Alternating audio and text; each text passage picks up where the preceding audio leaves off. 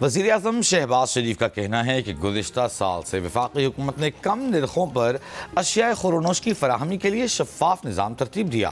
متعلقہ ادارے رمضان کے لیے پچھلے سال سے بھی زیادہ مؤثر اور سود مند پیکج مرتب کریں۔ عوام میں رمضان پیکج کی امدادی رقوم کی فراہمی ڈیجیٹل والیٹس کے ذریعے ہی کی جائے۔ آئندہ رمضان اور گزشتہ سال رمضان پیکج کی تھرڈ پارٹی ویلیڈیشن پر جائزہ اجلاس میں وزیر اعظم نے کہا، یوٹیلیٹی سٹورز میں بدعنوانی کی وجہ سے مستحق افراد اپنے حق سے محروم تھے۔ عوام کی مالی معاونت اور سماجی آسودگی حکومت کی اولین ترجیحات میں شامل ہیں۔ بیرون ملک مقیم پاکستانیوں نے دسمبر میں 3 ارب 58 کروڑ ڈالر وطن بھیجے۔ اسٹیٹ بینک سے جاری اعداد و شمار کے مطابق سعودی عرب میں مقیم پاکستانیوں نے 81 کروڑ ڈالر، امارات سے 72 کروڑ ڈالر، جبکہ برطانیہ میں مقیم پاکستانیوں نے 56 کروڑ ڈالر بھیجے۔ سمندر پار پاکستانیوں نے 2025 میں 40.18 ارب ڈالر وطن بھیجے۔ کراچی میں پاکستان تحریک انصاف کو ابھی تک جلسے کی اجازت نہیں دی گئی۔ ضلع انتظامیہ کے مطابق سیکیورٹی کلیئرنس ملنے کے بعد جلسے کی اجازت دی جا سکے گی۔ کراچی میں انصاف ہاؤس کے باہر پولیس کی بھاری نفری تعینات، پی ٹی آئی کی جانب سے لگائے گئے ٹینٹ پولیس نے ہٹا دیے۔ پولیس کا کہنا ہے کہ کسی سیاسی جماعت کو سڑک یا گلیاں بند کرنے کی اجازت نہیں، کسی کو بھی ہلڑ بازی، شور شرابے، نعرے بازی کی اجازت بھی نہیں۔ تمام سیاسی سرگرمیاں احاطے کے اندر ہی کی جائیں۔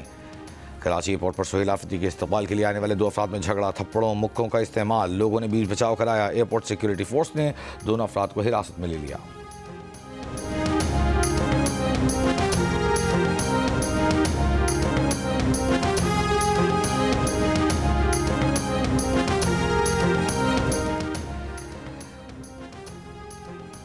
وزیر اعلیٰ کے پی سہیل آفریدی سندھ کے دورے پر کچھ دیر بعد کراچی پہنچ گئے۔ صوبائی کابینہ اراکین اور پارٹی پارلیمنٹیرینز بھی وزیر اعلیٰ کے ہمراہ ہیں۔ معاون اطلاعات خیبر پختونخوا شفیع جان کا کہنا ہے کہ وزیر اعلیٰ انصاف ہاؤس میں پارٹی قیادت سے ملاقاتوں کے بعد پریس کلب جائیں گے۔ 11 جنوری کو مزار قائد پر جلسہ کریں گے۔ سہیل آفریدی پیر کے روز وزیر اعلیٰ سندھ سے بھی ملاقات کریں گے۔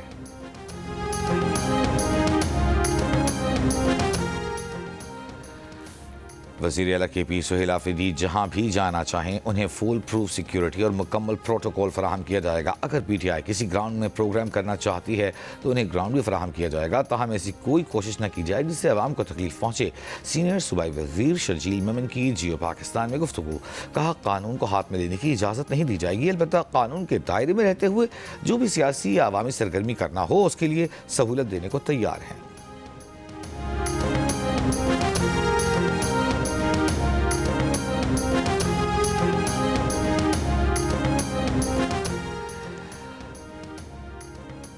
وزیر تحریک تحفظ آئین پاکستان کی لاہور میں سیاسی سرگرمیاں جاری۔ محمود خان چکزئی اور علامہ راجہ ناصر عباس کی قیادت میں قافلہ ماڈل ٹاؤن میں موجود۔ پی ٹی آئی رہنما علی ظفر کا کہنا ہے کہ مذاکرات کے لیے سازگار ماحول پیدا کرنا حکومت کی ذمہ داری ہے۔ وینزویلا، غزہ اور کشمیر میں جو کچھ ہو رہا ہے، آپ کو اندازہ ہوگا کہ ہر ملک کی سالمیت کی شدید ضرورت ہے۔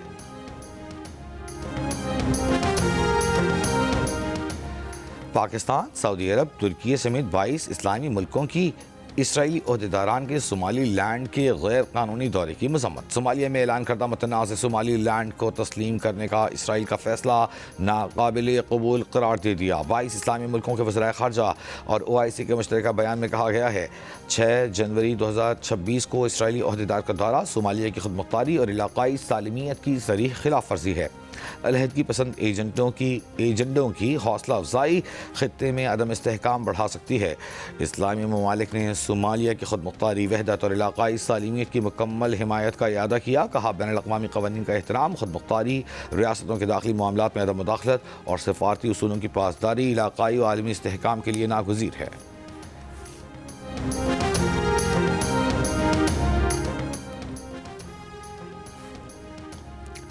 اماراتی گروپ ڈماک کا پاکستان میں کرپٹو اور ریئل اسٹیٹ میں سرمایہ کاری میں دلچسپی کا اظہار۔ وزیر اعظم شہباز شریف سے ڈماک کی مینیجنگ ڈائریکٹر امیرہ سجبانی کی وفد کے ہمراہ ملاقات۔ وزیر اعظم کا پاکستان کی ڈیجیٹل معیشت میں اماراتی سرمایہ کاروں کی بڑھتی دلچسپی کا خیر مقدم۔ کہا، شیخ محمد بن زائد ال نہیان کے حالیہ دورے نے تعاون کے فروغ کے لیے سازگار فضا قائم کی۔ پاکستان اور UAE کے نجی شعبوں اور سرمایہ کاروں کے باہمی اعتماد میں اضافہ ہوا۔ ڈماک گروپ کی نواز شریف اور وزیر اعلیٰ پنجاب مریم نواز نواز کے علاوہ چیئرمین پاکستان ورچوئل اثاثہ جات ریگولیٹری اتھارٹی اور وزیر مملکت بلال بن ثاقب سے الگ الگ ملاقاتیں. وزیر اعظم ہاؤس میں منعقدہ اجلاس میں ڈما گروپ، ریئل اسٹیٹ، فن ٹیک پلیٹ فارم PRYPCO کی اعلیٰ قیادت اور پاکستان میں اماراتی سفیر محمد الزعابی نے بھی شرکت کی. اس بات پر زور دیا کہ ٹوکنائزیشن کو ایک اسٹریٹجک معاشی ٹول کے طور پر استعمال کیا جائے تاکہ غیر فعال اثاثوں کو فعال بنایا جا سکے. متحدہ عرب امارات میں قائم عالمی نجی ریئل اسٹیٹ اور سرمایہ کاری گروپ ڈاما کے منصوبے 15 سے زائد ممالک میں پھیلے ہوئے ہیں.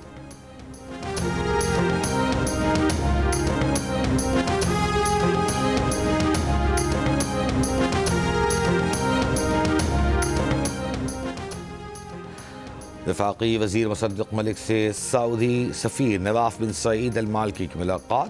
پاکستان اور سعودی عرب کے درمیان باہمی اور تصویراتی تعاون کے فروغ پر تبادلہ خیال. پائیدار ترقی کے شعبوں میں شراکت داری پر زور. سعودی سفیر کا پاکستان کے ساتھ دو طرفہ تعاون مزید مضبوط بنانے کے عزم کا اعادہ.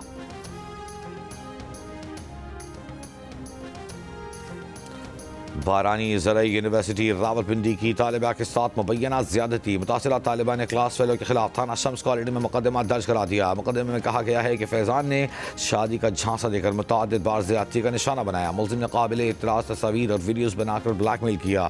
پولیس نے مقدمہ درج کر کے ملزم فیضان کو گرفتار کر لیا.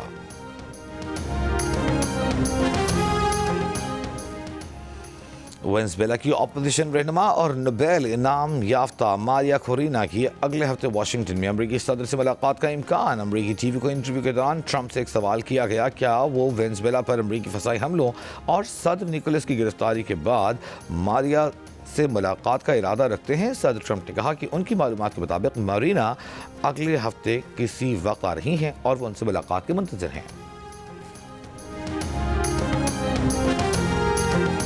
برطانیہ میں آئے برفانی طوفان گریچی نے ویسٹ مڈلینڈز ریجن کو اپنی لپیٹ میں لے لیا. شدید برف باری اور 100 میل فی گھنٹے کی رفتار سے چلنے والی ہواؤں کے باعث نظام زندگی درہم برہم ہو گیا. محکمہ موسمیات کی جانب سے ایمبر وارننگ اور برف باری کے لیے یلو الرٹ برقرار. برف اور درخت اکھڑنے کے باعث کئی اہم سڑکیں بند. ریلوے سروس بھی متاثر. ویسٹ مڈلینڈز ریلوے نے محدود شیڈول جاری کر دیا. شہریوں کو غیر ضروری سفر سے گریز کرنے کی ہدایت. برمنگھم ایئرپورٹ کا رن وے بند کر دیا گیا. اسٹیفرڈ شائر میں تقریباً 40 اسکول بھی بند کر دیے گئے ہیں.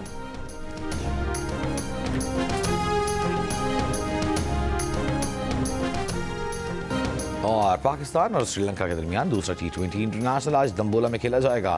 میچ بارش سے متاثر ہونے کا خدشہ. پہلے میچ کی فاتح پاکستان ٹیم میں کسی تبدیلی کا امکان نہیں. ہوم ٹیم میں 1-2 تبدیلیاں متوقع.